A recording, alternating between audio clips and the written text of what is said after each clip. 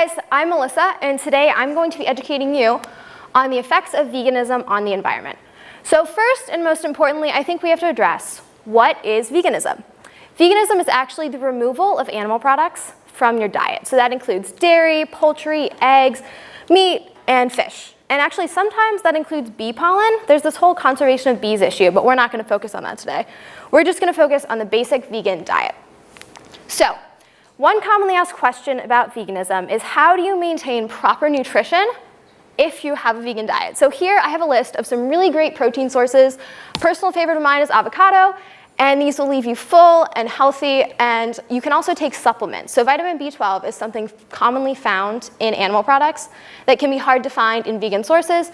So you add in supplements and make sure you're tracking your diet, and a vegan diet can actually be really beneficial. Red meat is actually proven to produce heart disease. So, I mean, it's a pretty close link to heart disease. So adding in vegan proteins to your diet is actually healthier for you and can help you live and create a healthier life.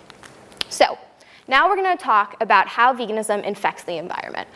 So a vegan diet actually reduces carbon emissions 50% more than driving a Prius. And that's a big trend right now. You go out, you buy an expensive car to help save the environment.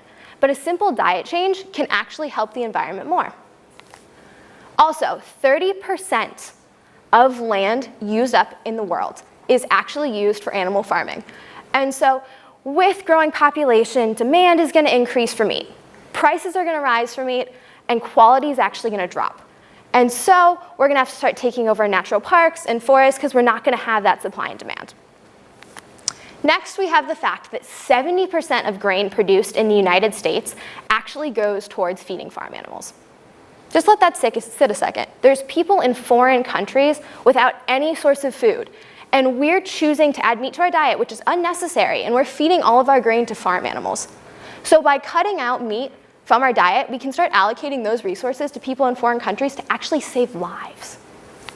So this one's kind of funny. I don't know if I suggest it, but 1 pound of meat would be the water used in 1 pound of meat is actually the equivalent to not showering for 6 months. So if you really value meat that much, I guess you can not shower for 6 months. I wouldn't recommend it. I don't think your friends would like it so much. I wouldn't appreciate it, but that's up to you. So 2,400 gallons go into 1 pound of meat, whereas in a vegan diet you would have wheat, and it's 25 gallons only. So it conserves water. Also, the fact that in farming and animal production, waste often contaminates the water sources. 35,000 gallons of water last year were contaminated, and it's really expensive to filter through that water, and it makes it undrinkable for people. So this is just a direct comparison between 1 pound of soy protein and 1 pound of meat protein. 1 pound of meat protein takes 12 times as much land, 13 times as much fossil fuel, and 15 times as much water than soy protein.